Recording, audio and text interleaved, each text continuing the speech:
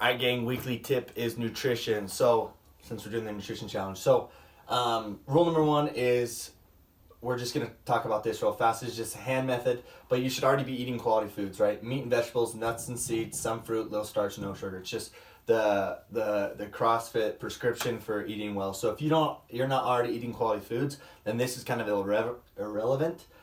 If you are eating quality foods, right, meats and vegetables, nuts and seeds, some fruit, little starch, no sugar, then yeah, we can start to add in this, and this is kind of a way to do it. But if not, focus on the quality foods first. So all we're doing here is a lot of people kind of don't know how much to eat, right? They are obsessed with macros. A lot of people have macros or keto or whatever you want to call it. So this is just kind of an easy way to do it. You can do this at a restaurant. You can do this at other people's houses. And this is just a good way to do it. So for a male, everything is 2. For a woman, it's 1. So we just cut it in half for the female. So for a male, 2 palms of protein. So if I cut off all my fingers, right, and I just had the meat of my palm, basically this wide and this thick, 2 of those at each meal. For the thumbs, 2 length of my thumb, 2 of those for fat. For fists, I just make 2 fists, that's veggies, and then 2 cupped hands, so both of these together, 1, that equals 2 cupped hands of dense carbs. For dense carbs, a lot of people think like, oh, rice, or dense carbs could be like potato chips or whatever. So when we're looking here, we want to still keep the quality food, so I would say dense carbs would be like more like fruits and starchy vegetables, right? So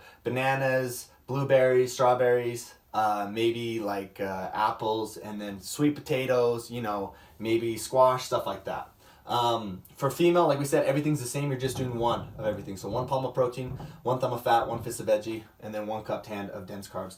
This is just a starting point, right? You don't have to live and die by this, but it's just you may have to add some, you may have to take away. But how you do it is, it's pretty simple. 3 to 4 times a day, you eat this, and those are your meals. So breakfast, lunch, and dinner, I'm going to do this, right? For breakfast, I'm going to have the protein, fat, veggies, dense carbs.